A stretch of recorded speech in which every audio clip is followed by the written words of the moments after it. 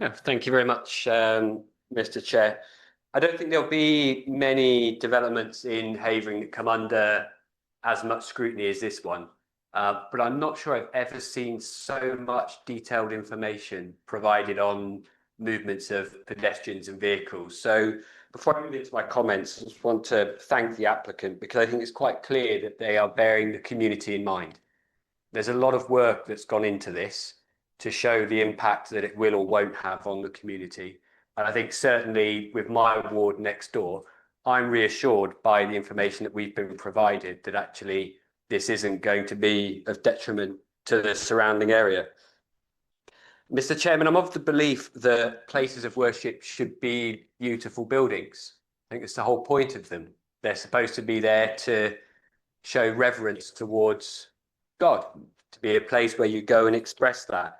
And the plans I've seen certainly do justice to that. I think what's been put before us and what I've seen so far are remarkable architectural designs. And we don't have anything like that in Romford at the moment. There's some discussion that comes back and forth about the heritage of the building. And I'm actually of the opinion that the designs before us actually preserve and enhance that particular site.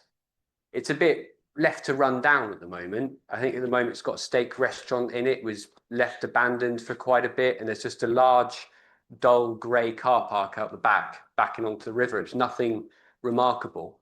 But what we've got is an opportunity to approve a landmark and very beautiful place of worship that I think does the town some justice. Mr. Chairman, the development provides a much needed community facility located near really excellent public transport links. I was looking on TfL's at the PTAL score. How good are the public transport accessibility for this site? And it's about as good as you can get in London. It's at 6A, and I think the highest you can get is 6B. And I think that just feeds into the information we've heard, that this is not a site that people are going to have to drive to. This is a site with excellent public transport links. That means the community has a new facility that they can all walk to and reach. I think as well as that, it's a more suitable location because actually the housing around it is of a much lower density than where they are currently located. I think we'd actually all prefer if they didn't have to move in the first place. It's a different discussion. But if it were to move, it's going to be in a lower density housing area than where it is at the moment. So I think, again, that's an improvement. As I said, it tastefully retains and enhances the existing building and provides a beautiful place of worship. There's been multiple public consultations and pre-app discussions, and that has to be commended. The building provides a sustainably located facility, and from what I can see in my studying of it, it's supported by the policies such as the local plan and the London Master Plan. The comments in the previous discussions about gender equality, they relate to internal religious practice, and that's not a material planning consideration, Mr. Chair. The planning system respects freedom of worship.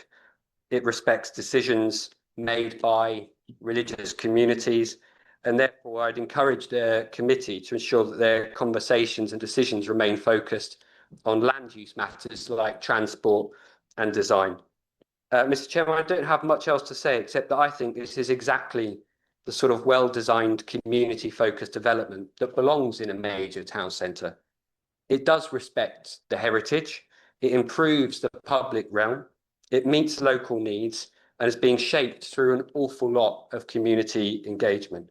So I'd urge members not just to focus on the concerns, which are valid and manageable, but to recognise the substantial benefits that this scheme brings. Thank you. Well, thank you.